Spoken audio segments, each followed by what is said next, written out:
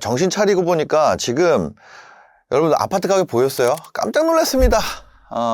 그래서 저 스스로에게 물어봤어요. 지금 만약에 이 상황이라면은 내가 집을 사는 게 맞을까? 저는 부동산 전문가는 아니에요. 진짜 아닙니다. 그냥 부동산 관련해서 좋아하는 사람이죠. 시세 알아보고 하는 걸 그냥 좋아하는 사람이에요. 근데 제가 생각했을 때 요게 좀 기점인 것 같아요. 40대 중반. 40대 중반 언더라면요, 소득 활동할 수 있는 기간이 많이 남아 있어요. 아직 그래도 한 20년 남아 있단 말이에요. 65세 은퇴한다고 하면, 그죠? 은퇴 연령이 계속 또 늦어지고 있으니까요. 자, 이 조건을 좀 써봅시다. 40대 중반 이하의 무주택자라면 저는 사는 게 낫다고 결론이 나더라고요. 근데 만약에 이 두 가지 조건 중에 40대 중반보다 나이가 많거나 무주택자가 아니라면 안 사는 게 낫지 않나? 그런 거죠. 추가로 더 사거나 하기는 쉽지 않을 것 같고, 40대 후반 넘어가지고 이제 50대를 바라보고 있으면 좀 보수적으로 움직이는 게 좋죠. 왜냐면은 생애소득이 최전성기를 이미 지나가고 있고, 확률적으로 그 다음에 건강 문제라든지 비용이, 갑작스런 비용이 발생할 경우의 수가 늘어나죠. 그 다음에 자녀가 결혼하거나 아니면 대학을 가거나 뭐 이런 비용들이 더 올라갈 여지가 있는데 반해서 소득은 지금이 아무래도 40대 중반이 이후라면, 40대 후반이거나 50대 초반이라면 지금 소득이 정점일 가능성이 높기 때문에 소득이 계속 줄어들게 되죠. 그래서 지금 무슨 대출을 일으켜서, 물론 대출도 잘 안 됩니다만 그렇다는 생각이 든다는 거죠. 그래서 이 두 가지 조건이 갖춰진 경우에는 지금 이런 상황에서도 주택 매수를 고려하는 게, 주택을 사는 게 맞다. 제가 낸 결론입니다. 여러분의 결론은 다를 수 있어요. 그럼 어떤 집을 사야 될까요? 일단 기본적으로 가장 보수적으로 보자면 이거예요. 내가 지금 월세가 있습니다. 월세는 뭐예요? 그게 완전히 다 날아가는 비용이에요. 그래서 요거를, 월세를 이자 비용이랑, 왜냐면 원금을 상환을 하는 거는 어쨌거나 내 돈 갚는 거니까 그건 상관이 없고, 월세랑 이자가 비슷한 수준의 집을 사는 거는 전혀 무리가 안 되죠. 그럼 어차피 나가는 거니까. 근데 이게 내 자산 가치까지 생각한다면 이자가 조금 더 높아도 할 만한 것 같아요. 왜냐면 인플레이션이 계속해서 높아지고 있습니다. 인플레이션이 올라가고 있어요. 그런 거는 이제는 상식이죠. 인플레이션이 빨라지고 있다, 이런 거는 특히 이제 주택 가격 같은 경우 우리나라 그 물가 지표에 안 들어가고 있습니다. 뭐 월세나 이런 건 들어가는데 주택 가격이 올라가 가지고 그거는 안 들어가고 있어요. 그러니까 실제로 내가 이런 거죠. 아니, 집 하나 깔고 있는 사람이 부자가 된 게 아니라 그 사람은 어차피 지금 사는 집이에요. 사는 집 똑같아. 근데 그 사람이 부자가 된 게 아니라 그 밖에 있는 사람들이 가난해지는 현상인 거죠. 뭐 이걸 얘기하면 끝도 없고, 요 정도 월세랑 비슷하거나 이자가 좀 더 크면은 모은 돈 합쳐가지고 저는 사는 게 낫다고 보는 거예요. 다른 투자하기 전에. 저보다 어리거나 이런 친구들한테 얘기해 주는 거예요. 집을요, 제가 살아보니까 물물교환으로 집을 사기 때문에 그래요. 지금 이 시대에 웬 물물교환이냐, 그 얘기를 오늘 해보려고 그럽니다. 내가 집을 가지고 있어요. 그럼 이게 시간이 지나면 내가 그 시간 동안 나는 임금을 모읍니다. 임금. 돈을 모아요. 그 다음에 시간이 흐르면 집값이 어떤 뭐 이렇게 쭉 가진 않고 이런 변동이 있겠죠. 그러면 요 집값의 변동 플러스 내가 그동안 모은 돈, 요걸로 다음 집으로 갑니다. 이거예요, 이거. 근데 요것만으로 승부를 보려고 그러면 어렵다는 거예요. 왜? 자, 얘 변동만큼 지역마다 다를 순 있지만요. 다를 순 있지만 얘가 변동하는 만큼 내가 가려고 그러는 집도 어떻게 돼요? 변동을 해. 그러니까 우리가 이 집값이 바뀌는 변수로 인해서 내가 데미지 받는 것이 최소화된다. 요게 일단 기본 개념이에요. 그럼 요거에서 요걸 더해가지고 이거를 옮겨 타는 타이밍들에 대해서 한 5가지 정도로 볼 수 있습니다. 자, 여기까지 이해가 되세요? 이해가 되니? 이해돼? 자, 그러면 요 앞에 요거 있죠, 요거. 자, 저는 솔직히 한 30대 진입을 한다면 저는 이런 거 들어갈 것 같아요. 대단지 1층 20평대라도 대단지 1층 20평대 최대한 상급지. 근데 우리가 작은 단지 안 간단 말이에요. 대단지라는 거는 저는 1000세대. 왜 그런지를 하나씩 써보겠습니다. 자, 여기만 좀 지울게요. 자, 하락할 때 내 것만 떨어지는 게 아니다. 뭐냐면 아까 전에 우리가 어떻게 했어요? 어떤 작은 집이 있고 큰 집이 있습니다. 이게 뭐 평형만 얘기하는 게 아니라 얘가 이렇게 움직이잖아요. 그럼 얘도 이렇게 움직여요. 아주 마이크로하게 보면 좀 다를 수도 있지만 얘가 움직이면 얘도 움직입니다. 자, 그렇기 때문에 내가 임금을 모아가는 데는 아무 영향이 없어. 사실 올라가면 어때요? 올라가면 집을 산 게 맞잖아요. 올라가면. 그럼 떨어지면 어떠냐는 거야. 집값이 떨어질 때 내 집만 떨어지는 게 아니고 가고 싶은 집도 떨어지죠. 특히 재개발이라는 건, 재개발 지역 가보셨어요? 재개발 지역은 다 쓰러져가는 진짜 사람 살기 어려운 지역이기 때문에 재개발이 허가가 난 거예요. 여기는 진짜 허름한 집의 비율이, 그러니까 사람 살기 어려운 집 전체적으로 그 구역을 딱 봤을 때 비율이 일정 비율 이상이 되어야지 이게 허가가 돼요. 그 다음에 심지어 거기에 주민들 동의가 돼야지 재개발 조합이라는 것이 만들어집니다. 그러니까 주민 동의도 필요하고 행정 절차도 필요한 거예요. 그럼 이게 조합 설립이 돼야지 그 다음에 우리가 어떤 식으로 사업을 해 나갈지 사업 시행 이거를 받습니다. 사업 시행 인가를 받고 그 다음에 관리 처분을 받아요. 관리 처분을 받아야지, 요걸 받아야지 뭐가 되냐면 거기 사시는 분들이 이주를 할 수가 있게 돼요. 그 다음에 철거, 이게 다 끝나야지 그때부터 짓는 거야. 그러니까 요 앞에 이게 있죠. 조합 설립 인가랑 사업 시행 인가 요 사이에 있는 것들. 이 조합을 할 때는 원주민들의 동의가 필요하다 그랬잖아요. 근데 이게 나중에 이거를 지었을 때 이 이익이 클수록 이게 속도가 빨리 날 거 아니에요. 동의도 잘 되고. 근데 여기가 애매해. 집값이 떨어져. 그러면은 조합 설립이 잘 될까요? 이게 잘 안 된단 말이에요. 그러니까 이거는 이미 돼 있고 사업 시행인가 전인 거. 요런 것들은 이게 나중에 아파트가 될 거기 때문에 여기 있는 물건들 가격이 실제로 거주할 수는 없지만 이 아파트가 될 가격을 얘가 포함한단 말이에요. 그럼 실제 여기 들어가 살 수 있어요? 살 수 없잖아요. 그러니까 투자 가치만 있는 아파트가 될 물건들, 이런 것들이 하락장에서 얘네가 더 빨리 빠져요. 왜냐면 안에 실제로 거주 가치 자체가 굉장히 낮기 때문에. 그래서 거주 가치가 이런 낮은 재개발 쪽은 진짜 많이 떨어집니다. 특히 이런 초기 물건들은 앞으로 이제 이 가는 길이 지지부진해지겠다. 그럼 기대감이 꺾이잖아요. 요 사이에 있는 거. 이 앞에 있는 건 아예 조합 설립이 안 될 수도 있고. 그러니까 조금 최소한의 안정성을 챙기려면 요 사이에 있는 거 들어가는 게 좋다는 거죠. 하락장일 때. 그것 때문에 상급지로 갈 기회가 생기는데 이게 무슨 얘기냐면 제가 한번 실제 사례를 얘기 드려볼게요. 실제로 저는 마포에 구축 1층을 3억 대출 받아가지고 8천만 원 가지고 샀죠. 뭐 한 3.8억 이렇게 샀던 것 같아요. 그래서 거기 실거주를 하다가 그게 10억에 팔았어요. 그 다음에 그 사이에 번 돈을 합쳐가지고 뭘 했냐? 대출을 받았습니다. 그 다음에 한남 5구역에 작은 건물을 샀어요. 20억 초반대에 샀어요. 한남 5구역에. 그때. 근데 이 건물을 제가 지금 안 들고 있어요. 왜냐면 제가 나락 가면서 현금이 필요해가지고 요거를 30억에 홀랑 팔아버렸어. 이거 다시 살려고 알아보니까 50억 달라 그래요. 안 팔았어야 되는데 너무 아쉽긴 하지만 요게 가능하다는 거예요. 요게. 그 피값이 엄청 빨리 떨어지기 때문에, 피값이라는 건 프리미엄. 그 재개발이라는 것이 아파트가 될 것에 대한 기대감이 빠르게 식기 때문에 하락할 때 내 것만 떨어지는 게 아니에요. 중요한 거는 뭐예요? 시장이 얼잖아요. 그럼 주거 가치가 없는 것부터 빠르게 식어요. 시장이 얼면 실거주가 안 되는 것부터 빠르게 식는다고. 투자하는 사람들이 더 똑똑하잖아요. 투자하는 사람들이 먼저 자금이 더 빨리 빠져. 그래서 이거 대단지 하라는 거예요. 하락장에서 대단지 팔리거든. 왜? 대단지 거래량이 많아서. 작은 단지는 거래 자체가 안 돼요. 황금성이 그나마 있어야지 되기 때문에 이 거래량이 있는 이 대단지 1000세대 이상 되는 거, 그런 데를 들어가야 돼. 두 번째로 뭐냐면 상승장 초입 국면에 자, 이때 재밌는 일이 있어요. 대단지 저층에서 한 300세대 이거 갈아타기가 됩니다. 층 갈아타기가 돼요. 거의 비슷한 입지, 비슷한 연식, 비슷한 학군이면 저층에서 중층으로 갈 수 있어요. 왜냐? 자, 아까 전에 우리가 뭐라고 했어요? 대단지는 거래량이 있다 그랬죠. 거래량 많은 곳이 상승장에서 시세를 먼저 반영합니다. 왜? 예를 들어서 자, 이제부터 30평대 10억이야. 30평대 10억의 시대가 그 동네가 시작이 됐습니다. 그러면 제일 먼저 거래가 되는 곳이 거기가 될 거 아니에요. 확률적으로.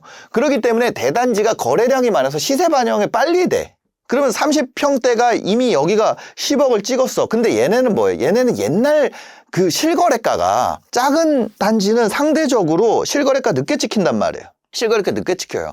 그래가지고 이게 가격이 이렇게 되잖아요. 그럼 그 가격에 대한 설명이 붙어. 여기는 초등학교가 더 좋고 뭐 하고 설명이 붙는다고요. 가격을 나중에 설명해. 근데 제가 봤을 때는 입지도 같고 학군도 거의 유사하고 하면은 그냥 대단지가 거래가 많기 때문에 상승장 시세를 먼저 반영하는 게 있어요.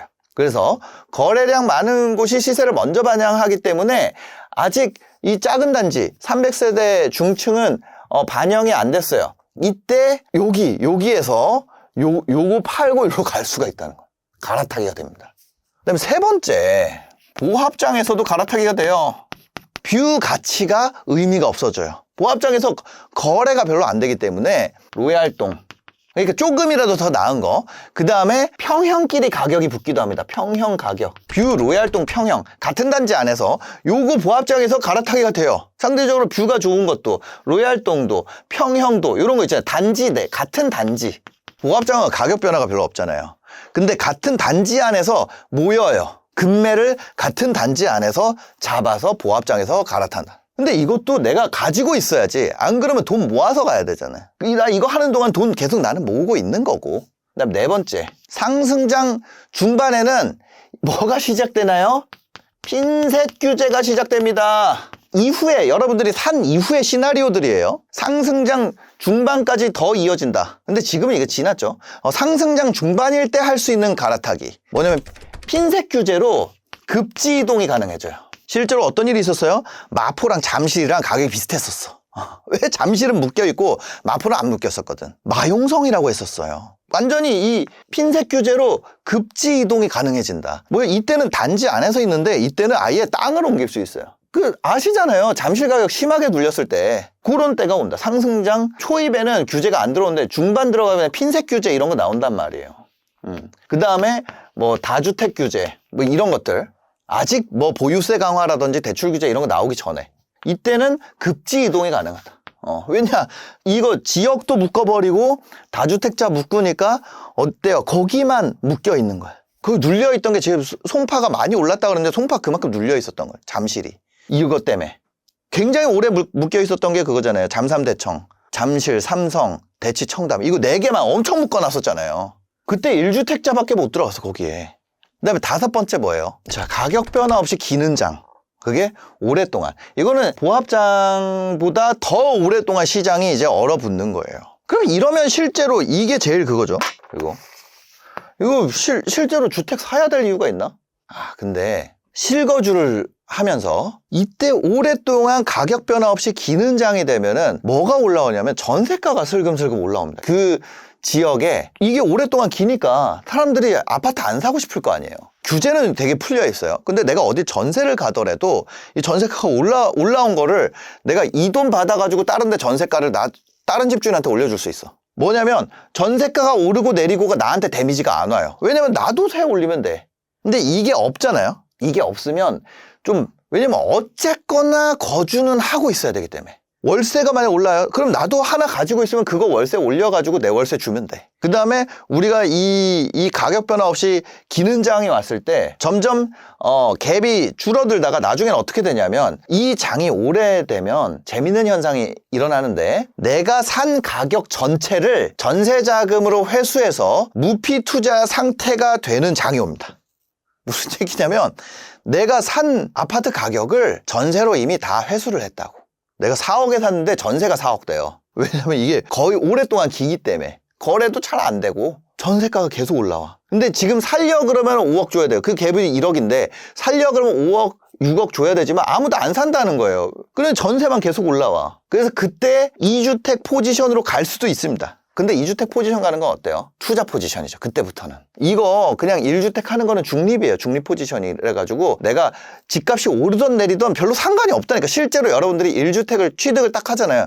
그럼 집값이 오르던 내리던 별로 상관이 없어져. 왜냐면 다 그때마다 내가 할 수 있는 경우의 수가 생기기 때문에. 근데 실제로 내가 현금만 가지고 있으면 상승장이랑 보합장에 내가 피해를 입어요. 월세가 올라가도 그렇고 집값이 올라가면 내가 포모를 겪고, 그렇죠. 보합장에 전세가 올라가도 내가 피해를 입죠. 왜냐면 다음번에 내가 올려줘야 되니까. 그리고 상승하면 확실히 진짜 내가 피해를 입고. 그러니까 현금을 들고 있으면 하락밖에 답이 없어. 전세도 빠지고 집값도 빠지고. 그걸 우리가 이제 2015년부터 10년 정도 기다렸어요.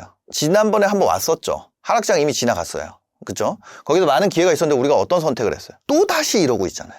제가 얘기 드린 요 5가지 있잖아요. 요거 엄청 기본적인 사항. 그리고 이것뿐만 아니라 대체적인 거고, 실제로 여러분들이 아실 같은 앱에 들어가면 아파트 가격 2개를 비교할 수 있어요. 근데 그 아파트 가격이 2개가 원래 붙어 있었는데 벌어졌다가 다시 붙었다가 이런 식으로. 자, 아파트 A 아파트, B 아파트 있었는데 B 아파트 이렇게 붙어 있다가 A가 먼저 올라갔어요. B가 더 기었어.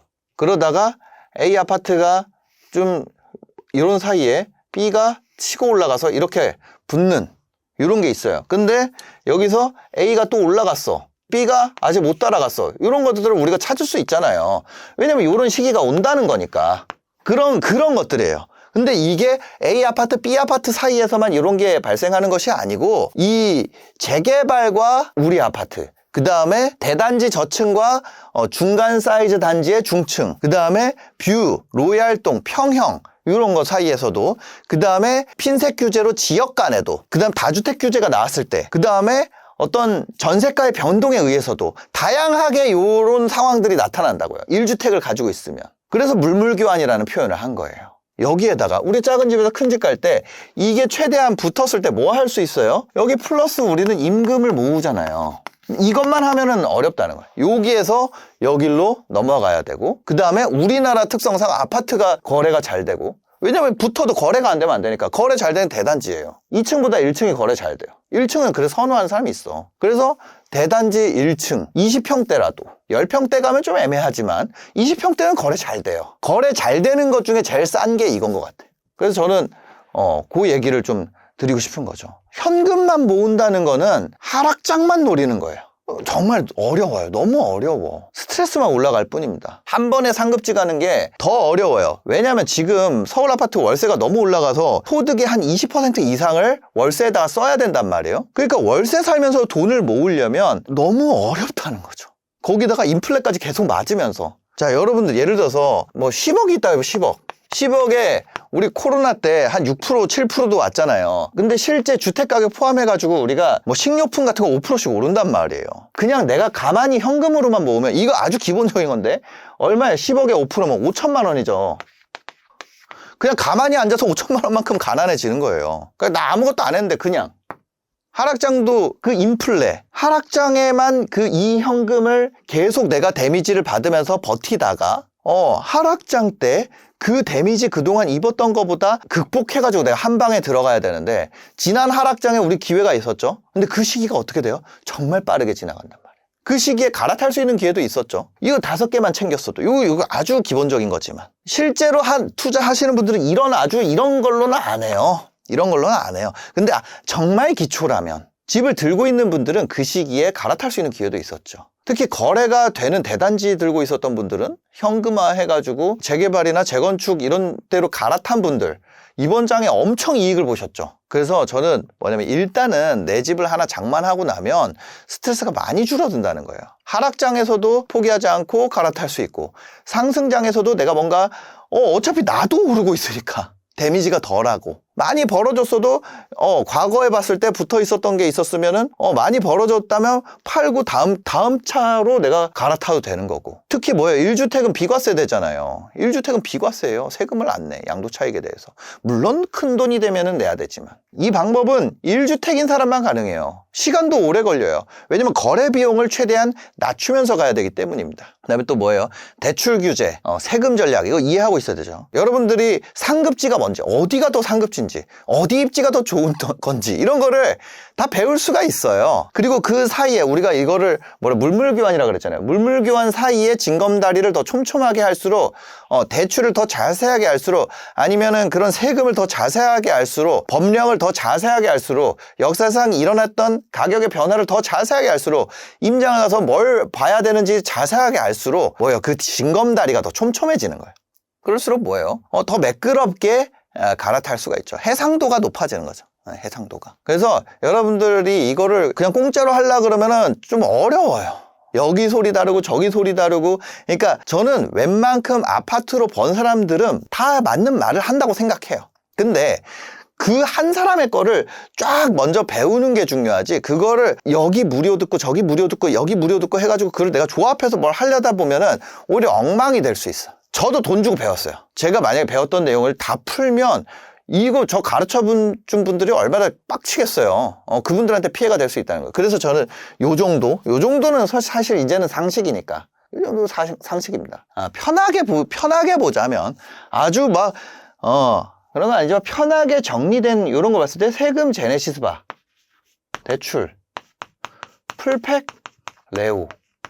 그 다음에 저는 이런 아파트 투자 전반에 대해서는 저는 유나바머, 너나위 아주 다 괜찮은. 여러분들이 그냥 아무데나 돈 쓰지 말고 저는 이거 했으면 헐헐 유나바머, 너나위 헐헐. 북극성주님 좀 약간 올라운드긴 해요. 저는 아파트를 듣는다면 여기 중에 할 것 같아요. 이거는 뭐예요? 투자 전반인데 뭐예요? 기축, 청약이나 그런 쪽은 또 아니에요. 청약이나 그런 쪽은 또 아닙니다. 약간 우리가 단어가 좀 퇴색했지만 약간 갭투자. 갭투자는 이쪽이죠. 오히려 요거 방망이 깎는 노예는 요런 분들. 저는 한 명 추천한다면 유나방.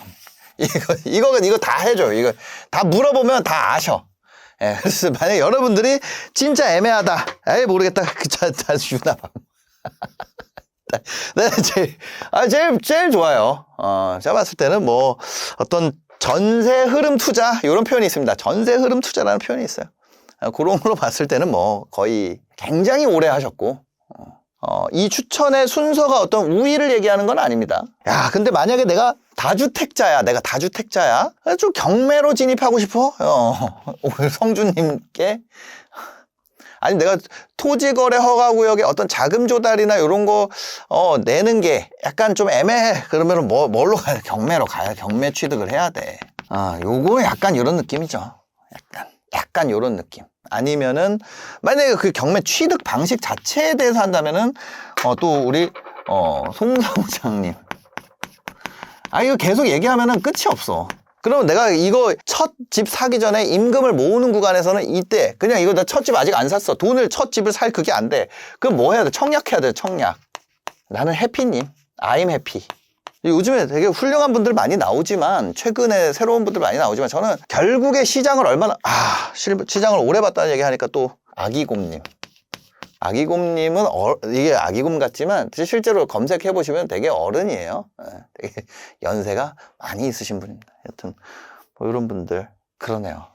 많이 한 것 같아. 저는 여러분들의 각자의 사정에 맞게 일단 배우는 것을 권장드립니다. 금액이 사실 생각보다 아주 비싼 것도 아니에요. 찾아보면은 저는 만약에 무료 강의를 듣더라도 이런 분들, 뭐 싼 거 특강을 듣더라도 이런 분들 특강을 듣는 게 좋지 않을까.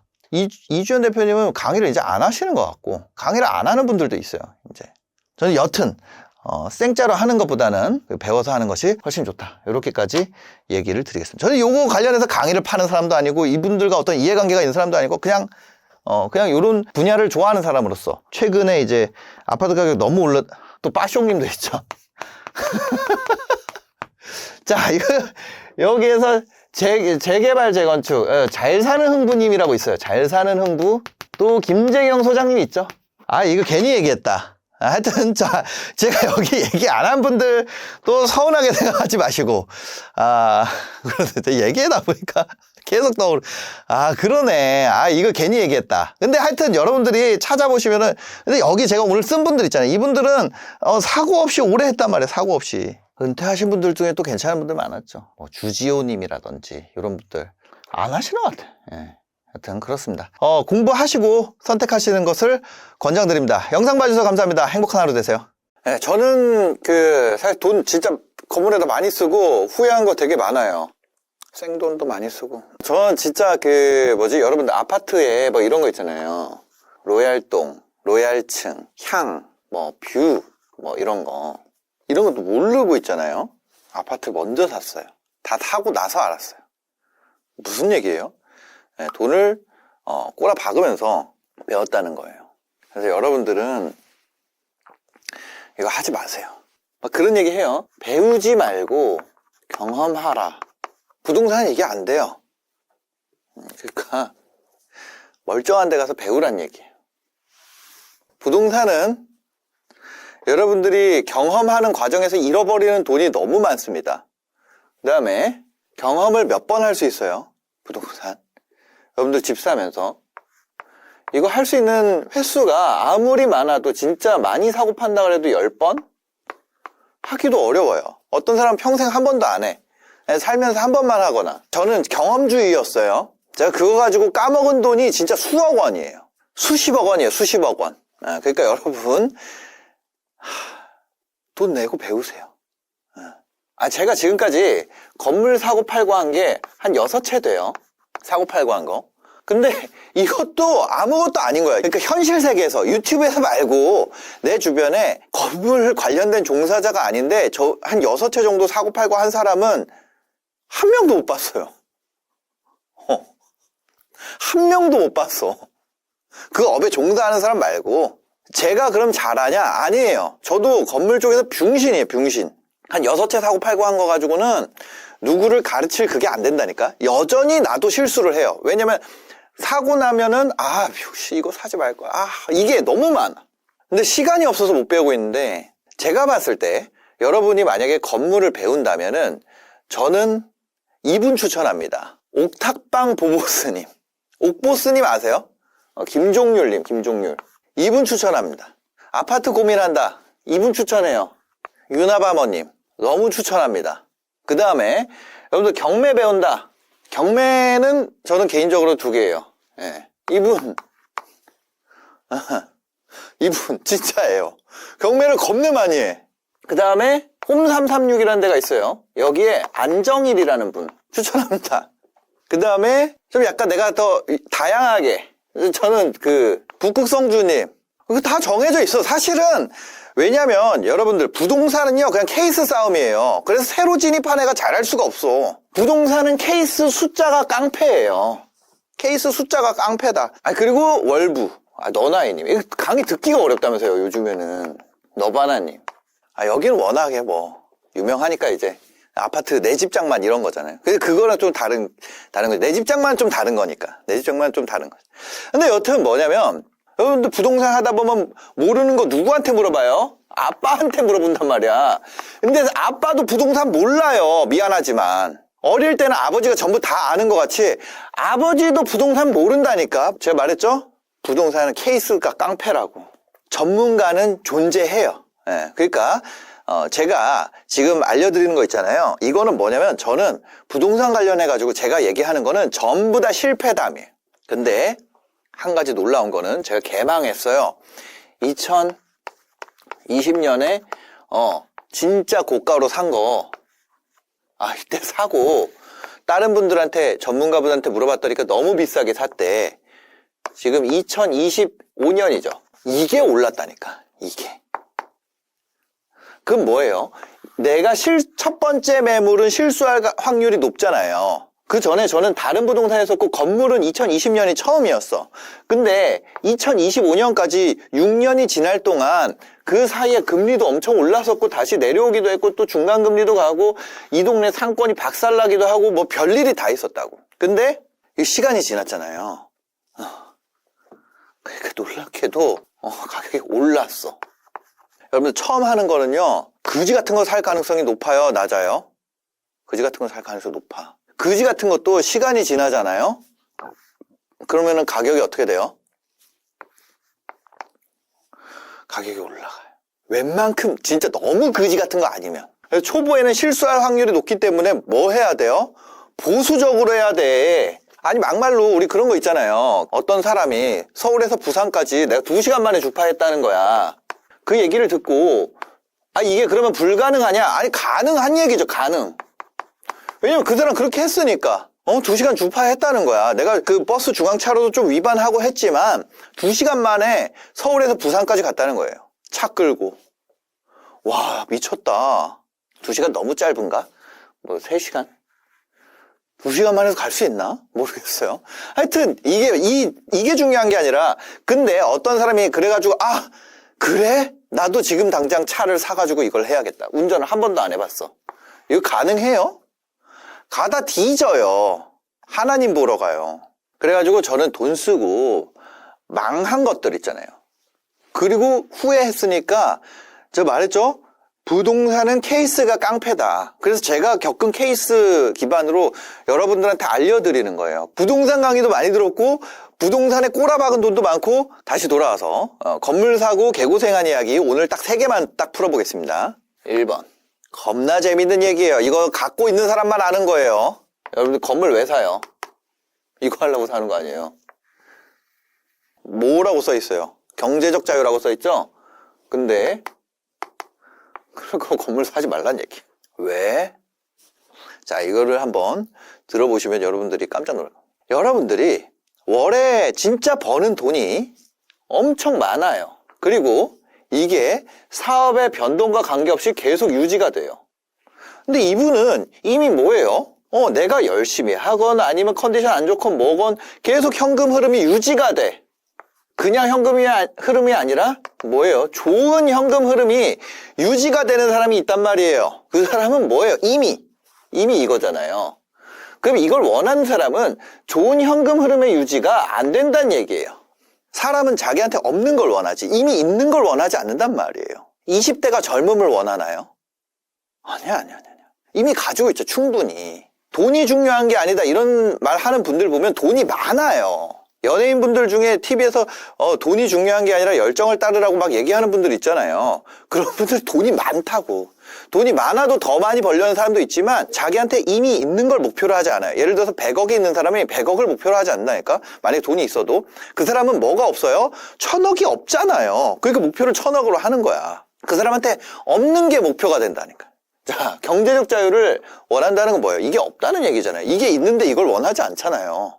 그러면은 좋은 현금 흐름을 유지한다는 것이 없기 때문에 내 현금 흐름이 앞으로 내가 불안정하다고 느끼기 때문에 이걸 원하잖아요. 그래서 이거를 하잖아요.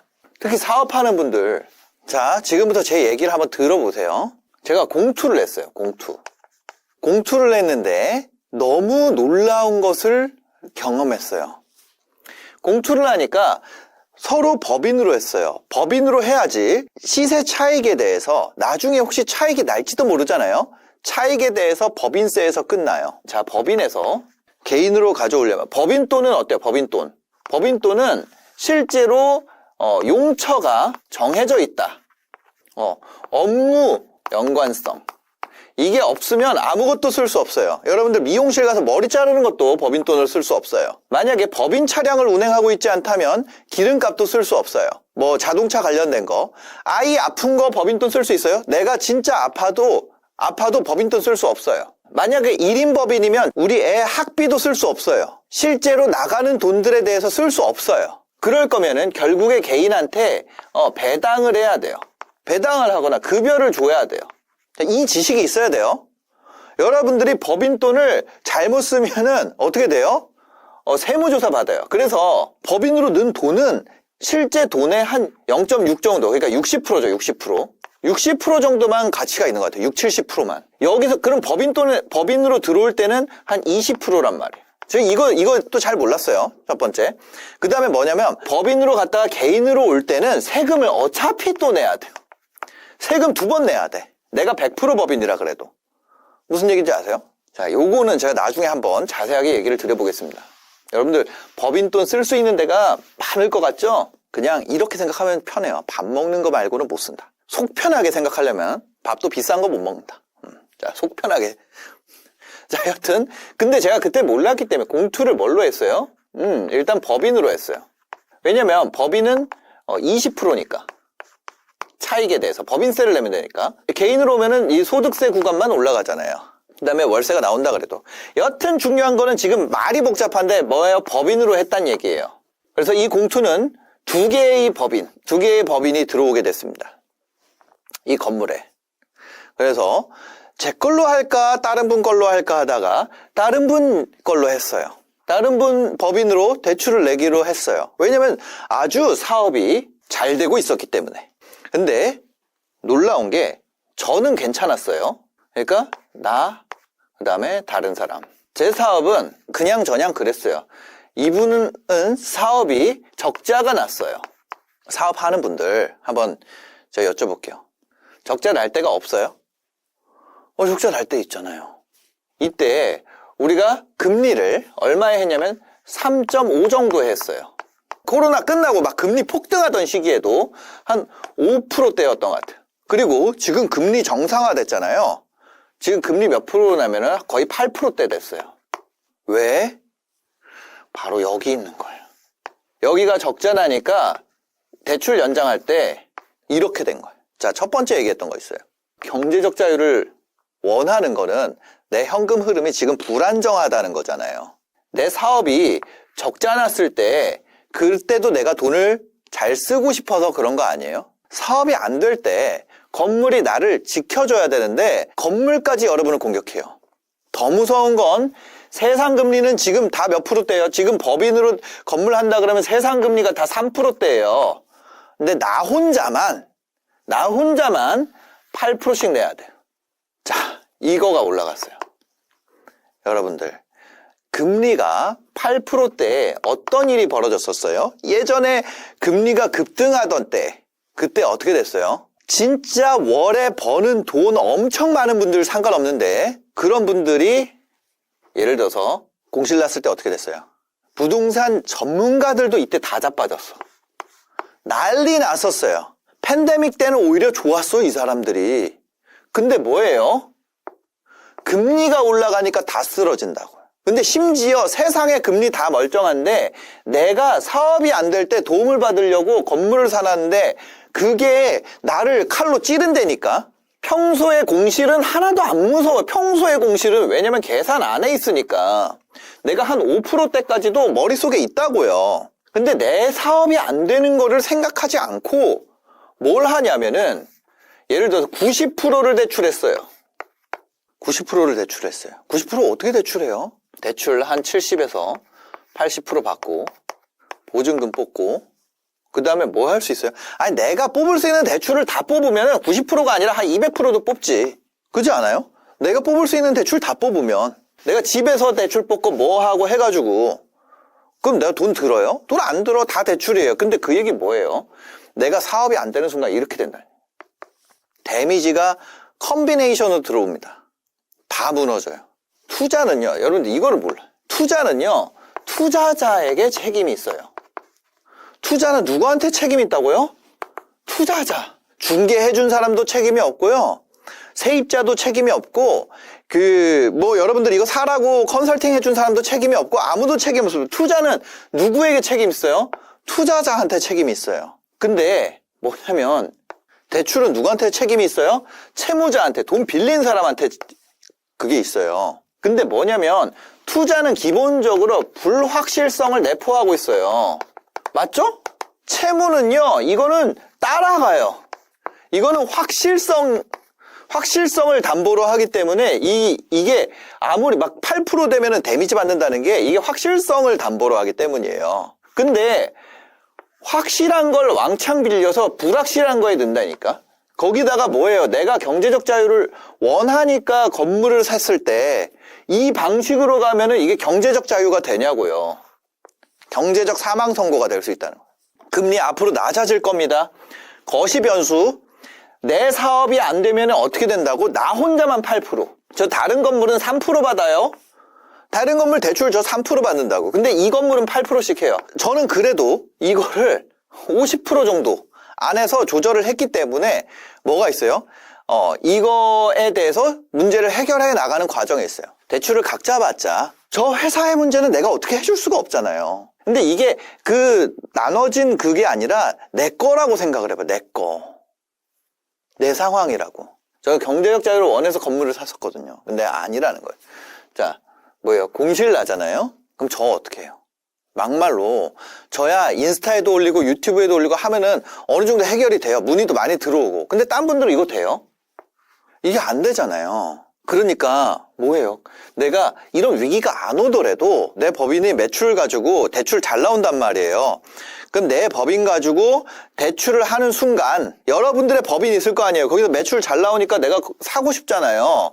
그래서 경제적 자유를 하려고 법인의 매출을 담보로 대출을 땡겨서 법인으로 투자를 한다? 그럼 진짜 그 법인이 안 좋아지잖아요. 그 순간 망하는 거예요. 대출을 풀로 땡겨서 내 법인으로 투자하는 것은 내가 여차하면 내 사업이 안 되면 연쇄 도산하겠다는 말이랑 똑같은 거예요. 그래서 뭐냐면 건물을 갖고 있는 사람은 건물을 사는 순간부터 여러분들 뭐 해야 돼요? 건물을 풀레버리지로 사잖아요. 그 순간 여러분들 더 열심히 일해야 돼. 경제적 자유에서 오히려 엄청 멀어져. 반대야. 경제적 반대야. 반대. 경제적 속박. 내 건물의 지방령. 경제적 속박을 하는 거예요. 속박. 경제적 자유가 아니라. 건물 살면 열심히 일해야 돼요.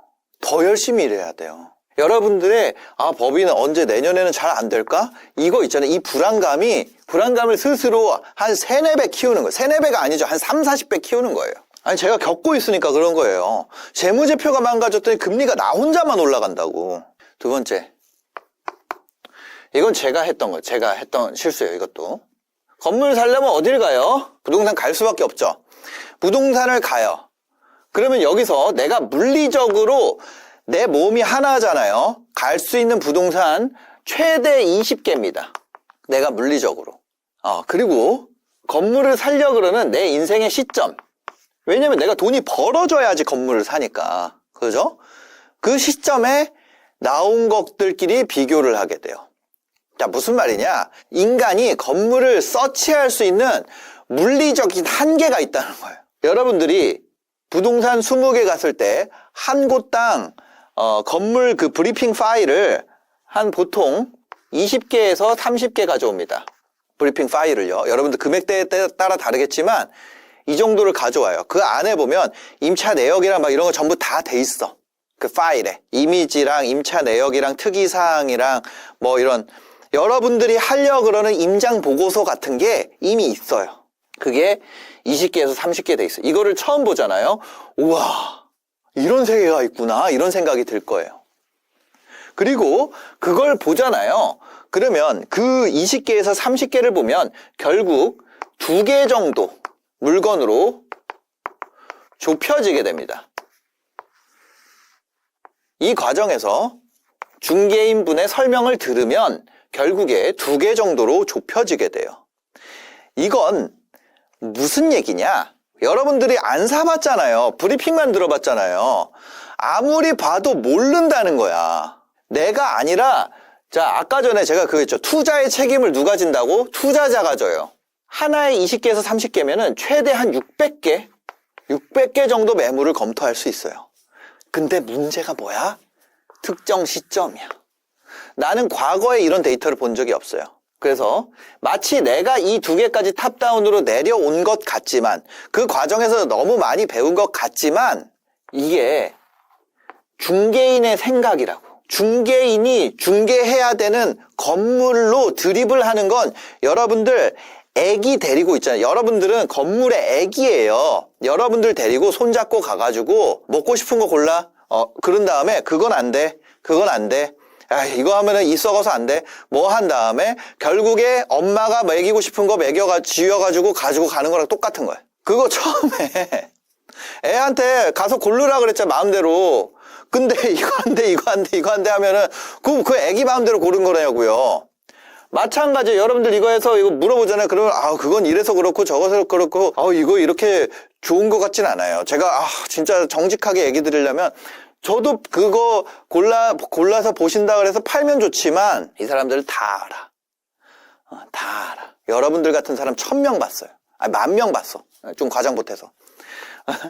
그러니까 다 안다고. 그래서 내가 원하는 뭘로 간다는, 이 2개로 간다는 얘기예요. 그래서 사람은 1 vs 1대1일 때는 뭐가 더 좋은지 알잖아요. 여러분들이 600개 중에 뭐가 제일 좋은지를 검증을 할 수가 없다니까요. 근데 1대1로 가면은 뭐가 제일 좋은지 알아요, 몰라요? 알잖아. 그게 무서운 거라고요. 우리가 이때 600개가 아니라 6만 개를 한다 그래도 시점이 뭐예요? 현재 한 시점이야. 저도 어떤 거는 싸게 샀다고 생각했어요. 그때 나왔던 매물 중에 제일 쌌거든. 근데 아니에요. 뭔 말이냐? 이거를 옛날에는 그런 게 있는지 몰랐어요. 만약에 그 건물을 사고 6개월에서 1년 지나잖아요. 누가 호구인지가 나와. 자, 무슨 얘기냐면 실거래가를 볼 수 있어요. 어디서 볼 수 있냐? 밸류맵이라는 데를 추천을 할게요. 밸류맵에 들어가면 여러분들이 최근 3년간 실거래된 것을 그냥 볼 수가 있어요. 밸류맵을 어떻게 보는지도 모르면서 여러분들이 건물을 한다 그러는 건 말이 안 돼. 그러면 내가 사잖아요. 6개월에서 1년이 지나가지고 이 밸류맵을 보잖아요. 그럼 말도 안 되는 싼 가격들이 찍혀 있어. 여러분들의 근처 필지에서. 필지라는 거는 어떤 땅이죠, 땅. 그러니까 여러분들이 산 거 근처 땅에서 실거래가가 찍힌 거를 딱 보면요. 아, 내가 병신이었구나라는 것을 알게 돼요. 언제? 6개월에서 1년. 여러분들이 금매라 그래요. 600개 중에 제일 싸대. 그건 언제예요? 이 600개 중에서만 그런 거예요. 이 600개가 나한테까지 왔잖아. 나한테까지 온 600개는 떠도는 물건일 가능성이 매우 높습니다. 여러분들이 떠도는 물건만 600개 본 거예요. 진짜 물건 한 개를 못 보고 6개월, 1년 뒤에 실거래가 찍힌 거 보면은 내가 이 600개 중에 제일 싼 거 샀음에도 얘보다 비싸게 샀다니까? 그러면 그 시점에 싼 거 여러분들이 알기 쉬워요. 진짜 싼 거. 그러니까 이 시점에 진짜 싼 거는 여러분들한테까지 물건이 와요, 안 와요? 안 온다는 얘기예요. 자, 그 얘기는 뭐냐면 하지 말라는 얘기가 아니라 만약에 한다면 이 시점에 싼 걸 산다는 거는 불가능해. 그 차라리 여러분들이 그러면 경매로 가야 돼. 경매는 진짜 더 싸니까. 자, 그럼 이 실거래가보다 더 싸게 사는 경매로 가든지 경매로 가면 이게 없어요. 왜? 나라는 국가는 사기를 안 쳐요. 근데 자, 경매에 대한 얘기도 좀 나중에 또 하면 좋은데. 자, 그러면 뭐예요? 내가 이럴 가능성이 있죠. 비싸게 샀을 가능성. 그럼 뭘 해야 돼요? 시간이 지나야 돼. 그럼 이 시간을 내가 초벌해서 실수할 확률을 계산하고 그 다음에 시간을 오랫동안 보유해도 내가 데미지가 없으려면 어떻게 해야 돼요? 레버리지가 너무 높으면 안 된다는 얘기예요. 왜? 첫 건물은 실수할 가능성이 높기 때문에 여러분들이 처음에 하는 거를 실수 안 하기가 쉽지 않잖아요. 근데 너무 커. 이거는 너무 커. 제가 웬만하면은 강의 들으란 말을 안 해요. 근데 이거는 강의 들어야 돼. 만약 하려고 한다면 여러분들이 제대로 된 강의를 들어야 돼요. 너무 크니까. 그 매물 중에 싼 거 의미가 있다? 의미가 없다. 저는 이거를 몰랐기 때문에 뭘 했어요? 매물 중에 싼 걸 샀었어요. 부동산이 만든 프레이밍 안에 좋은 걸 샀어요. 그때는 건물 실거래 어떻게 보는지도 몰랐고 밸류맵이라는 게 있는지도 몰랐어요. 그래서 실거래가보다 싸게 나온 게 아니면은 사실 별로 의미가 없다. 아니면 결국에는 내가 입지 싸움으로 가가지고 아니면 뭐 내가 인플루언서가 돼서 가서 뭘 어떻게 하던 뭐 트래픽을 만들던 뭘 하던 내가 거기서 장사를 하던 뭔가 내가 답이 없으면 제가 좀 겁없이 할 수 있었던 이유는 이게 치트키예요. 유튜브. 이게 치트키야. 그러니까 인정을 할게요. 자, 그래 이거 유튜브 배우라는 거예요. 유튜브. 말 나온 김에 잠깐만 얘기할게요. 제가 유튜브 강의를 하고 있어요. 진짜 빵명부터 해가지고 어떻게 키우는지. 자, 궁금한 분은 고정 댓글 이거 다 보고 일단 이거 다 보시고 내가 이거 그래 치트키 그러면은 너는 유튜브 있으니까 잘 됐지. 그 얘기 무슨 얘기예요? 유튜브 있으면 좀 걱정 덜 해도 된다는 얘기예요. 근데 하여튼 이거 여러분들 봐요. 만약에 유튜브 없었으면은 저 이거 까먹은 거 뭐예요? 화병. 근데 뭐가 있어? 유튜브 있으니까 이게 뭐가 돼요? 컨텐츠가 되잖아요. 나 만약 유튜브 없었잖아요. 이거 뭐야? 화병이야. 회사 잘린 거 화병이에요. 근데 이거 생기잖아. 그러면 컨텐츠 된다니까. 여러분들한테 생긴 안 좋은 일도 컨텐츠가 되고 좋은 일도 컨텐츠가 돼요. 그 모든 것을 통해서 내가 더 트래픽을 만들어낼 수가 있어. 이 얘기는 갑자기 죄송해요. 갑자기 장사 포인트가 떠올라가지고 찍다가 근데 이거 지우개 좀. 자, 그래서 부동산에 가서 싼 거 사면 후회한다. 이거 다 지우겠습니다. 여러분들 다 이제 이해했다고 생각하고 자, 세 번째. 싼 이유를 모르면, 싸다고 하는데 이유를 모르면 후회해요. 예를 들어 내가 실거래가를 배웠어. 밸류맵에서 봤어. 근데 나온 게 싸. 근데 이게 어떤 게 싼데 왜 싼지를 내가 몰라. 아유, 왜 싸지? 근데 부동산에 갔더니 이런 얘기를 해. 야, 그게 한 부부 공동명의였는데 이혼하는 바람에 싸게 나왔어. 그거는 건물의 펀더멘탈과 관련이 없잖아요. 근데 왜 그 물건이 나한테까지 왔지? 나 부동산 처음 하는 사람인데 그 사연이 진짜인지 아닌지 알아요? 아니, 그 사연이 구라일 경우도 있어. 왜? 투자의 책임은 누구한테 있어? 여러분들 등기하고 나면 남이에요. 맞아요? 다 남이에요. 다 남. 마치 책임을 져줄 수 있을 것 같지만 사실은 중개인도 남이야. 제가 얼마 전에 은행을 갔어요. 은행을 가가지고 사인을 하는데, 모 은행에 갔는데 대출을 하면 자서를 하잖아요. 쭉 했어요. 사인을 쭉 했어. 몇 장을 했어요. 갑자기 이거 하나 더 하셔야 돼요. 이렇게 봤더니 마지막에 슈퍼노마를 꺼내더라고. 그래가지고 거기서 사인했어요. 진짜 제 구독자고 너무 좋아한대. 근데 등기하고 만약에 그거 건물 가격 빠져.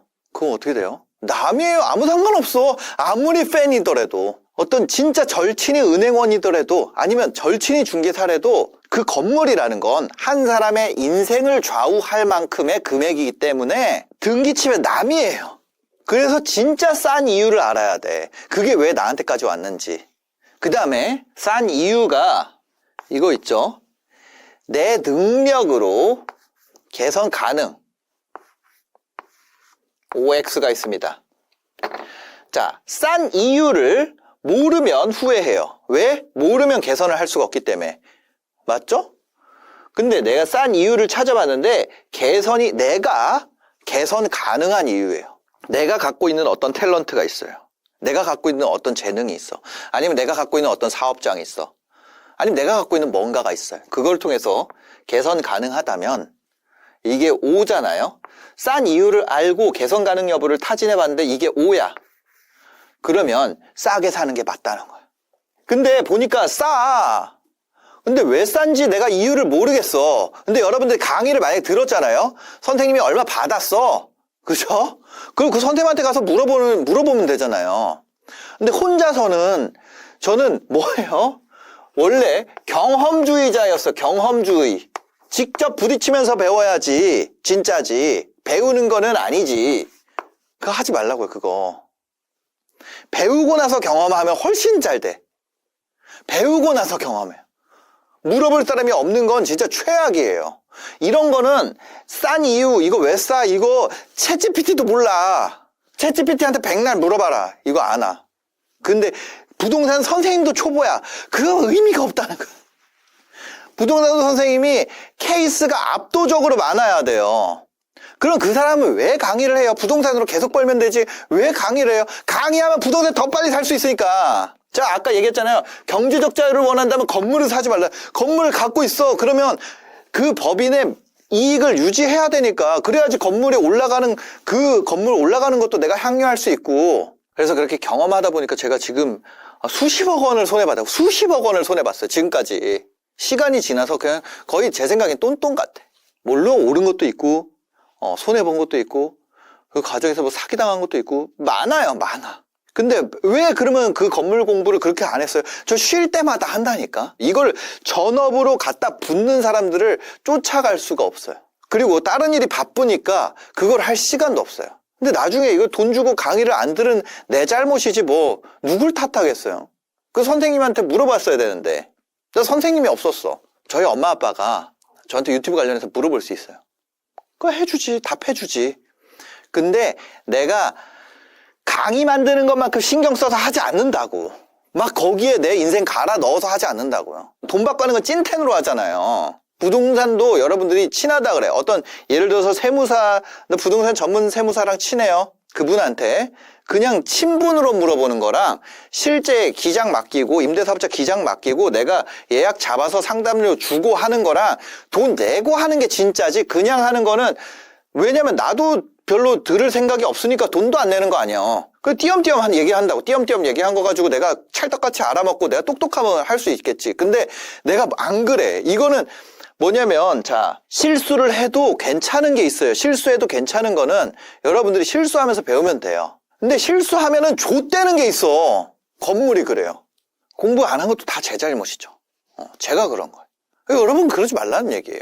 부동산은 계속 그것만 파고들고 그것만 하는 사람 아니면 이길 수가 없어요. 너나이님은 안 해. 아파트 말고 안 해. 저한테 그랬어요. 그때 뭐라 그랬냐면 얘기하다 깜짝 놀랐는데 자기는 방망이 깎는 노인이래. 대박이지 않아요? 표현이. 근데 실수를 회복해 주는 것이 뭐예요? 자, 이 모든 거. 이 실수를 회복해 주는 것이 바로 시간이에요. 시간이 아주 오래 지나면 이 실수를 만회할 시기를 딱 줘요. 근데 내가 그 시간을 버틸 수 없게 하잖아요. 버틸 수 없게 스스로 세팅을 해. 주식 투자하던 사람이 건물 오면 망하는 이유가 그런 거예요. 이거 싸기만 하면 되는 줄 알아. 근데 그걸 내가 개선할 수 있는지 없는지 이런 게, 주식은 내가 거기 가서 뭘 해요? 할 수가 없잖아. 특히 이런 공개 주식은. 그쵸? IPO 된 거는 유통시장에서 내가 아무리 사도 뭐 없잖아요. 여튼 제가 이거 건물이 이 3개만 있는 게 아니라 앞으로 풀 썰이 너무 많아요. 너무 많은 일이 일어나고 어떤 거는 내 입으로 얘기하기 부끄러워가지고 얘기 못하는 것도 있고, 아파트도 배우기 전에 너무 많이 사가지고 고생했고, 건물은 아예 배울 시간이 없어서 못 배웠고, 경매는 제가 너무 보수적으로 배워가지고 상승장일 때 시작하다 보니까 제가 2016년 막 이때부터 시작했거든요. 근데 이게 아마 그랬을 거예요. 정확한 연도는 기억이 안 나는데 16, 17 뭐 이때 시즌인 것 같아. 그때 뭐였어요? 상승장이잖아. 낙찰을 하나도 못 받는 거야. 여튼 이번에는 뭘 했어요? 이거 건물에다가 호구되는 3가지 얘기를 드렸고요. 진짜 중요한 거를 마지막으로 정리하고 얘기를 드리겠습니다. 부동산이 상대적으로 안정적이에요. 그렇죠? 날아가도 건물은 남으니까. 그 얘기는 뭔가요? 똑같이 1대1일 때 그런 거예요. 날아가도 건물은 남는다는 건, 이게 예를 들어서 대출이 이만큼 차 있잖아요. 그러면 날아가면 건물이 안 남는다고요. 부동산의 안정성, 부동산의 장점은 안정적이라는 건데 그걸 포기하는 선택을 하는 거예요. 현금 흐름이 안정적이지 않다면. 연쇄도산이에요. 연쇄도산. 그 순간 여러분들한테 엄청 친절했던 그 은행원이 굉장히, 왜 이러십니까 고객님?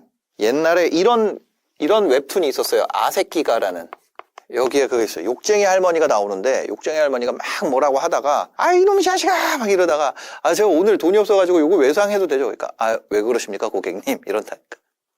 그래서 건물 살 때 상황이랑 달라지는 것을 대비하기 위해서 내가 어떤 자산을 세팅하는 거지, 내가 일하는 게 더 고통스러워지려고 자산을 세팅하면 안 된다는 얘기예요. 인생이 힘들 때 더 힘들게 만드는 요소가 됩니다. 여러분은 절대로 스스로를 코너에 몰아넣는 선택을 하지 않으시길 바랍니다. 그리고 그런 선택을 안 하는 가장 쉬운 방법이 있습니다. 바로 구독을 눌러놓는 거죠. 앞으로도 제가 부동산 하다가 망하고 실패하고 아니면 뭐 여러 가지 투자하다가 저는 망한 경우가 많아요. 그런 얘기들 찬찬히 풀 테니까 눌러놓으시고, 제가 앞으로 2번째 100만을 한번 가보려고 노력을 하고 있어요. 그 여정에 여러분들이 함께 해주시면 감사하겠습니다. 영상 봐주셔서 감사합니다. 행복한 하루 되세요. 100억을 어떻게 벌었냐면요, 유튜브 조회수로 한 20억 정도 올렸어요. 그 다음에 클래스 101에 보시면 지금 누적 수강생이 20만 명이 넘었죠. 여기서 한 매출이 100억 정도 나왔습니다. 그래서 저희가 한 정산을 그때는 이제 5대5로 했었어요. 그래서 한 50억 정도 정산을 받았습니다. MKYU에서도 강의를 했었고요. 그 다음에 또 뭐가 있었나요? 그 외에도 제가 이런 TV쇼들, 뭐 피해 게임이라든지 아니면 타임호텔, 유퀴즈 이런 데 나가면서 또 여기저기서 강연 요청도 엄청나게 많이 있었습니다. 그리고 제가 정말 운 좋게도 베스트셀러도 3권을 제가 직접 썼죠. 킥고잉, 그 다음에 슈퍼노멀, 혹시 돈 얘기해도 될까요? 이렇게 3권을 쓰고요. 또 공저로 인생은 실전이다, 이렇게 한 권이 또 있습니다. 그런 인세, 강의 막 이런 모든 것을 합치고 또 제가 부동산을 했거든요. 근데 그게 또 운이 좋았어요. 정말 저는 진짜 운빨이었지만 여튼 그랬습니다. 그래서 100억이 충분히 달성이 됐던 것 같아요. 물론 운이었죠. 대부분 운이었어요. 근데 그 안에서 제가 지금도 하고 있는 아주 재밌는 행동이 있다는 거예요. 그걸 여러분들에게 알려드리려고 합니다. 이게 어느 정도 비법이냐면 정말 너무 중요한 거예요. 너무 중요한 거. 제가 이걸 자랑하려고 앞에 얘기한 게 아니라 그만큼 제가 이 효과가 너무 좋았다. 이 길을 갈 수 있게 해준 진짜 중요한 원동력이 이것이기 때문에 제가 오늘 그 얘기를 들으려고 그런 거예요. 여러분들이 뭐 아실지 모르겠지만 저는 원래 2015년에 유튜브 채널을 시작했었어요. 계속 망하다가 2018년이 되어서야 어떤 반응이 생겼습니다. 이 몇 년인가요? 거의 한 3년을 쏟아 부었었죠. 2015년부터 해가지고 페이스북에도 올리고 뭐 별짓을 다 했어요. 그 2018년에 첫 반응이 나왔습니다. 그리고 2019년이 딱 되었을 때 슬럼프에 빠지게 됩니다. 그때 제가 이런 걸 했어요. 보시면은 턱걸이 한 개도 할 줄 몰라서 턱걸이 한 개 도전을 했었습니다. 그 다음에 지금 갤럭시 몇이죠? 저 썸네일 보니까 너무 웃기네요. 갤럭시 S10 언박싱을 했었어요.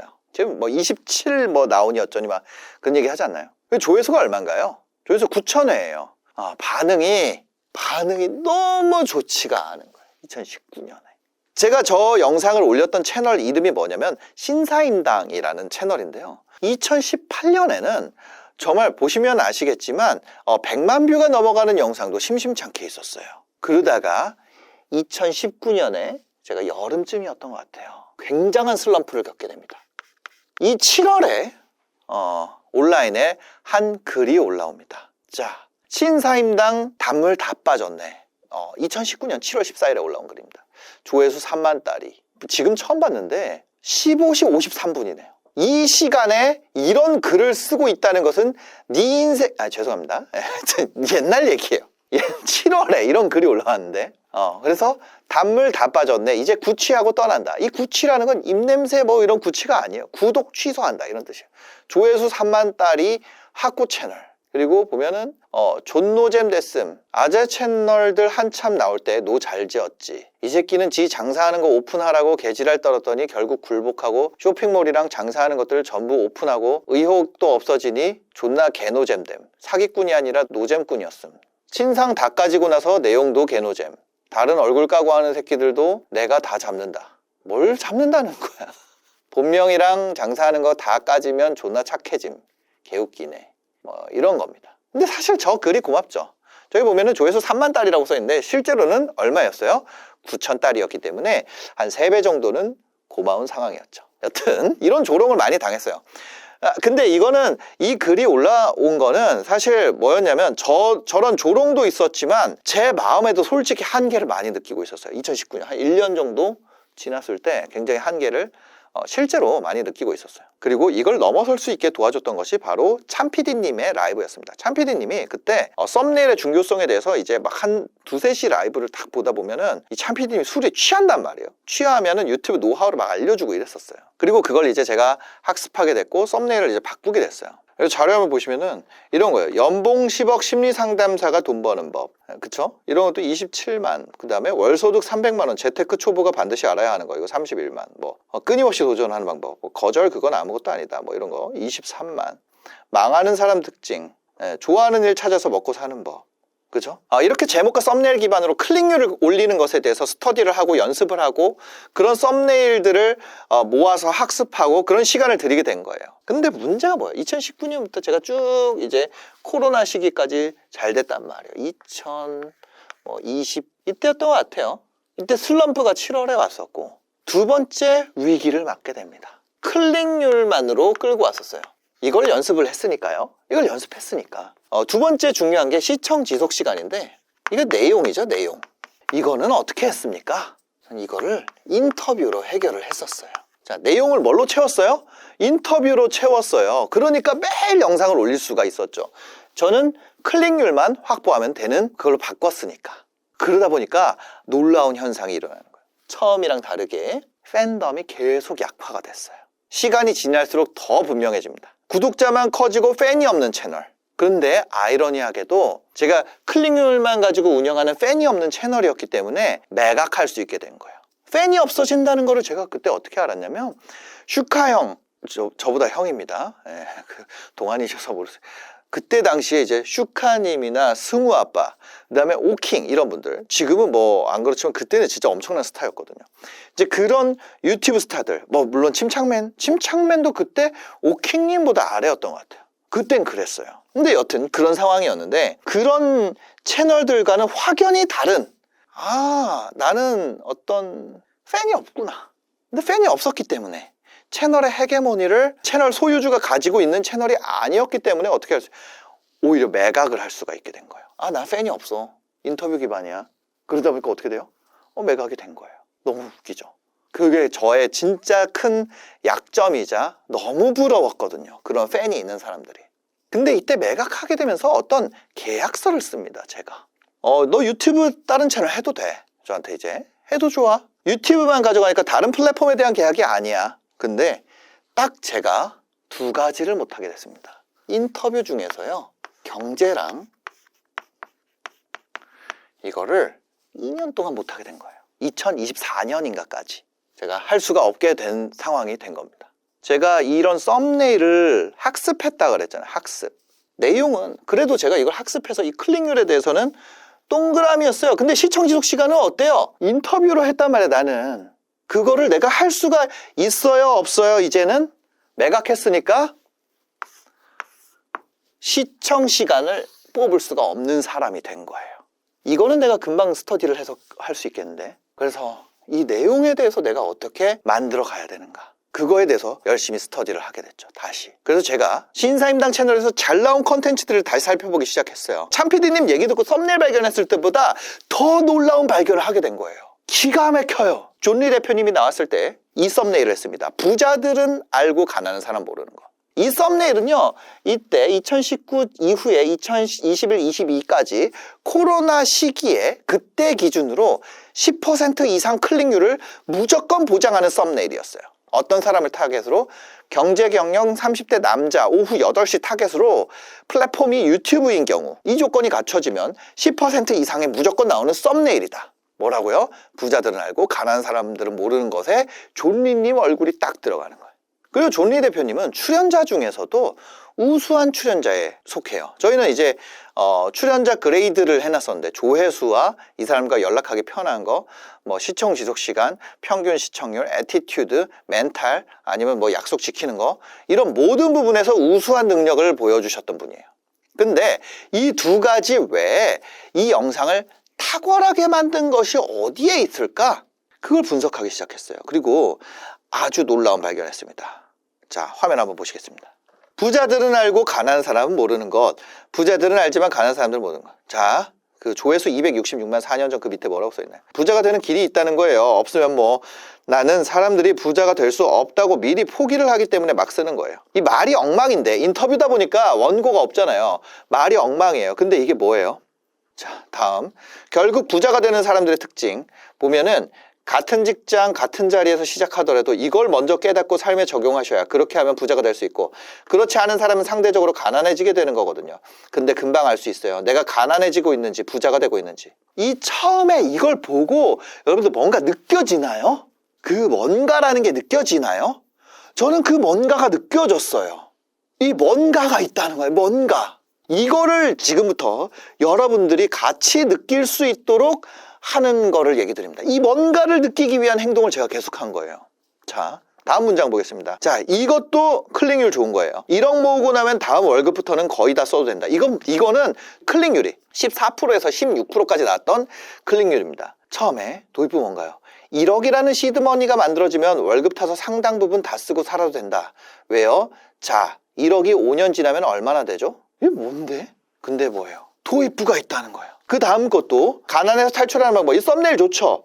이거 처음 시작 어떻게 해요? 가난에서 빠르게 벗어나는 방법. 이건 제목이고. 저도 가난했었죠. 왜 가난했을까요? 돈을 못 벌게 만드는 장애물이 있습니다. 우리 목표가 큰 돈이 아니죠. 수십억 갑부가 아니에요. 그러니까 월 1,000만 원 정도의 소득. 그 소득을 못 올리게 만드는 가장 큰 장애물은 돈을 버는 것이 특별한 사람들의 얘기다. 그건 남의 얘기야. 내 얘기가 아닌 것처럼 생각하는 거예요. 여기도 그게 있는 거예요. 아까 여러분들이 느꼈던 그게 이 컨텐츠들에 그게 들어있어요. 하나 더 볼까요? 매달 1,000만 원 만드는 가장 현실적인 방법. 월 1,000만 원의 수익, 그걸 어떻게 만들까요? 회사 갈 때는 내가 1,000만 원을 벌기 위해서 회사에 얼마를 벌어줘야 되죠? 세전으로 순이익이 1,000만 원이 되려면, 이거 2,000만 원, 이거 자막을 그냥 잘못 넣었네요. 세전으로 1,000만 원을 벌려면 연봉이 1억 2천이잖아요. 연봉 1억 2천을 받으려면 중소기업에서는 거의 전무급도 없는 중소기업은 많죠. 1억 2천, 진짜 큰 돈인데 회사에서 몇십억 이상의 매출을 해줘야 받을 수 있을 거예요. 너나이님 나온 영상입니다. 이게 지금 월부를 만든 영상이에요. 이게 돈 모으는데 방해되는 게 있어요. 처음에 사회 초년생 때부터 첫 번째가 보복 소비적인 건데 여행 가는 거, 두 번째가 지하철을 타도 다녀도 되는데 차 사는 거, 그리고 마지막으로 세 번째가 오늘 얘기할 보험이에요. 지금 느껴지는 거 있죠? 지금 느껴지는 거 있죠? 저는 이 느낌을 처음에는 이게 감정인 줄 알았어요. 어떤 감정이라고 생각을 했어요. 감정은 분석이 가능한가요? 느낌적인 느낌? 아, 이런 감정을 느끼게 만드는 것인가? 아니면 그런 촉매제 역할을 하는 건가? 그러니까 내가 지금 느끼고 있는 감정 때문에 이 감정이 오는 것이 아니라 이 문장의 결과로서 어떤 상태가 된다는, 사람들이 내가 감정이 변화했다고 느끼게 만드는 그 문장이 존재한다. 다시, 감정의 변화를 느꼈다고 만드는 그 문장이 이 세상에 존재하고 그걸 발견하는 것이다. 나는 그걸 찾아야겠다. 그래가지고 그 다음부터 미친 듯이 비디오를 계속 보기 시작했어요. 자, 우리가 앞에 6가지를 봤습니다. 6가지를 봤어요. 그 중에 어떤 신박한 정보가 있었나요? 사람들이 그래요. 엉기야, 너 정보성 비디오 만들잖아. 근데 이 6가지 초반 도입부에서 어떤 정보가 드러나 있습니까? 정보가 없는 구간이에요. 근데 정보가 없는 구간에서 승부가 나버린다는 거야. 이 승부가 나는 감정의 요동을 만드는 그 문장을 제가 비디오를 다시 보면서, 이게 너무 어려운 게 뭐냐면 처음에 이 감정의 요동이 와요. 근데 다시 보면 얘가 점점 약해져. 얘가 나중에 학습을 할 때는 정말 미묘하게 자기의 감정을 살펴야 돼요. 정말 미묘해야 돼.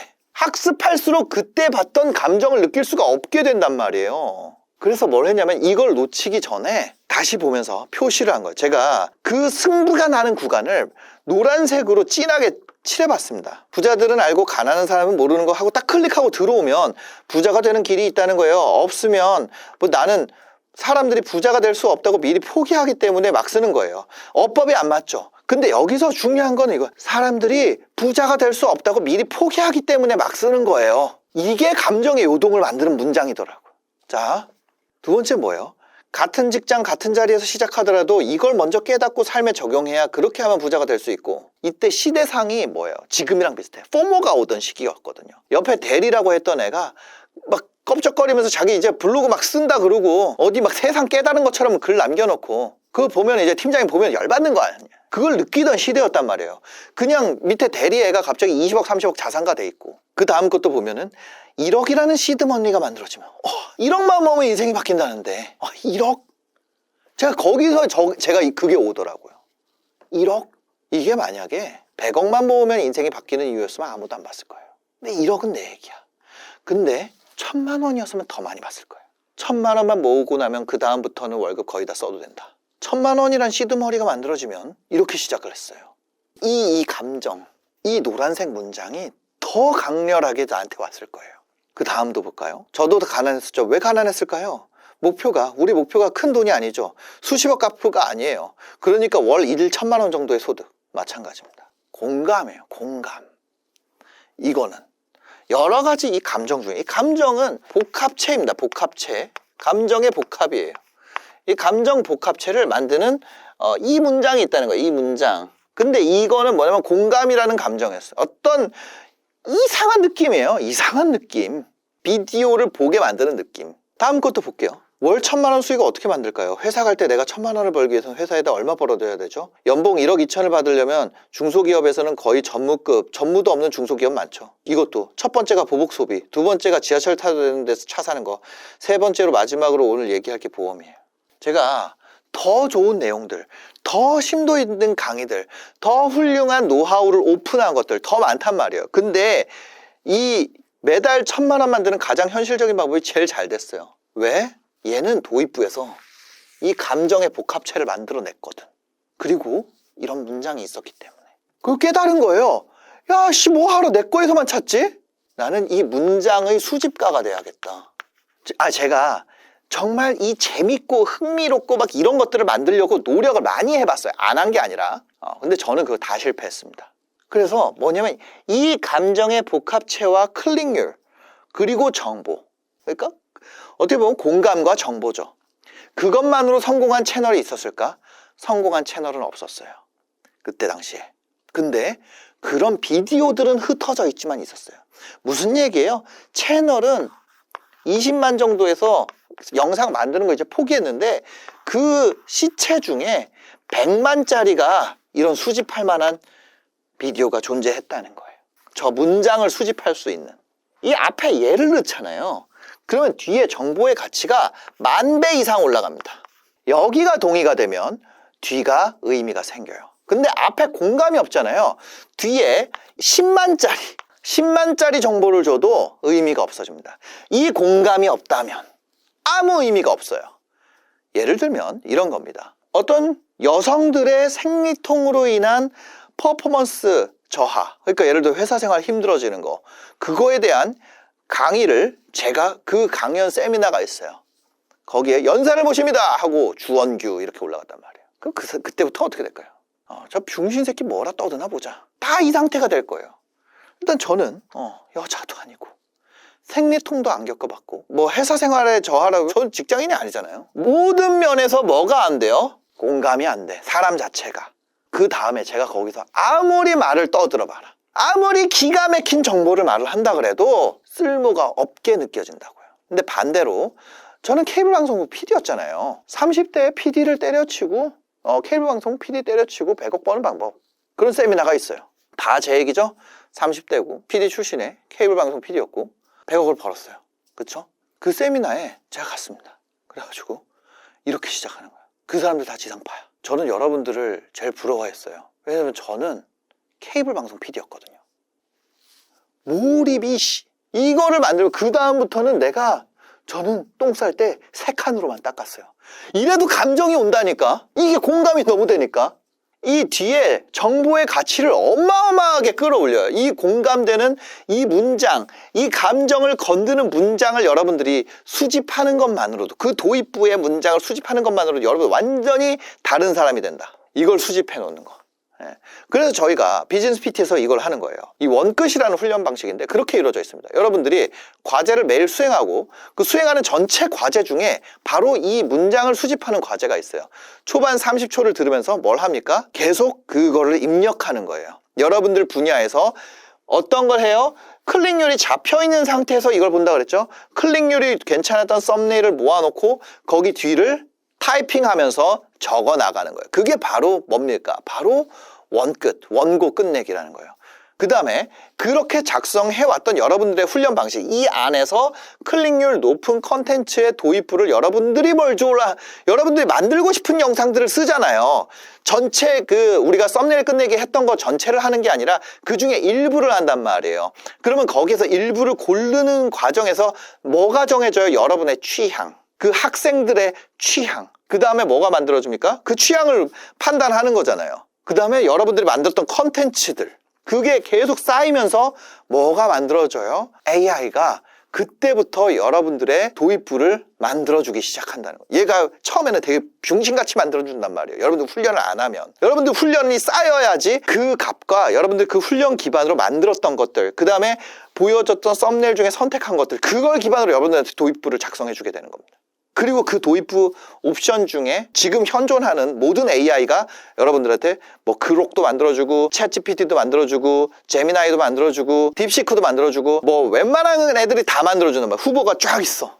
그거 중에 여러분들이 선택하게 되는 거죠. 이걸 안 하면 그걸 봤을 때 이게 이 감정이 움직이는 문장으로 구성되어 있는지를 여러분들이 깨닫지를 못한단 말이에요. 그걸 깨닫기 위한 훈련을 하는 거예요. 지금 그런 결과로 매출을 올리는 사람들이 지금 이 시간에서 쏟아지고 있습니다. 이 사람들과 여러분의 차이는 그냥 하나밖에 없어요. 바로 언제 시작했는가. 이렇게 지금 유튜브나 인스타그램이나 이런 SNS로 꿀을 빠는 시기가 언제까지 될지 모릅니다. 페이스북 사라졌죠. 싸이월드도 사라졌어요. 블로그도 예전 같지 않죠. 이런 수익화를 만들 수 있는 순간이 계속되지 않아요. 비즈니스 PT도 계속될까요? 제 생각에는 지금 이렇게 수익화가 터지는 이유는 너무 행운이기 때문에 지금 그 시기라서 그런 거예요. 지금 그 시기예요. 저는 만약에 지금 이 시점에 제가 다시 영원이 된다면 아르바이트를 해서라도 비즈니스 PT를 들을 거예요. 무료로 알려주면 안 되나요? 아니요. 그거는 이 꿀단지를 깨는 행위였어. 공짜로 알려주는 건요, 꿀단지 깨는 짓이에요. 저 그거 안 해본 줄 아세요? 해봤어요. 네이버 스마트 스토어 그거 온라인에 까봤어. 시장이 그냥 바로 무너지고. 제가 그때 스마트 스토어 그거 온라인에 까는 거 가지고 제가 욕 많이 먹었거든요. 욕 많이 먹었어요. 근데 그때는 이거 까는 게 맞지 않나? 무료로 까잖아요. 그 시장 다 망가져요. 내가 왜 욕을 먹은지 이제 알게 된 거예요. 지나고 보니까 그 유튜브 조회수 강의는 무료로 풀었지만 또 그런 일이 벌어졌었어요. 유튜브 강의 거의 무료로 매주 진행했었죠. 그 결과로 어떻게 됐어요? 무분별한 채널 운영. 어떤 사람이 어떤 채널 운영하는지도 모르고. 사고 터졌어요? 안 터졌어요? 사고 터졌단 말이에요. 여러분들이 만약에 스마트 스토어 물결을 또 놓쳤어요. 그때 스마트 스토어 물결을 놓칠 수 있죠. 유튜브 조회수로 인플루언서 되는 물결 놓칠 수 있죠. 부동산도 물결 놓칠 수 있죠. 코인 물결 놓칠 수 있죠. 이제 남아있는 지금 현재 시점의 사다리 뭔가요? 남아있는 사다리는요, SNS 기반으로 비즈니스랑 캐시 만드는 거예요. SNS 기반으로 캐시 만드는 거. 지금 그게 여러분들의 모든 역전을 만들 수 있는 사다리 마지막 남아있는 거 아니에요? 이거 말고 있어요 지금? 내가 자본금도 없고 뭐도 없어. 이거 말고 있냐고요? 없어요.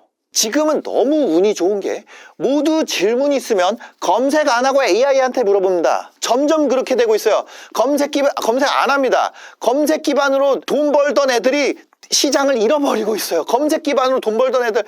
제가 옛날에 네이버 스마트 스토어 그거를 검색 기반에 맞춰서 했었죠. 근데 검색 기반으로 했던 플랫폼들 다 망하고 있어 지금. SEO 알고리즘 기반. 그 사람도 엄청 부자가 됐었죠. 물론 가라앉아도 남아있을 거예요. 여전히 남아있죠. 그렇지만 물이 들어오는 곳은 아니다고.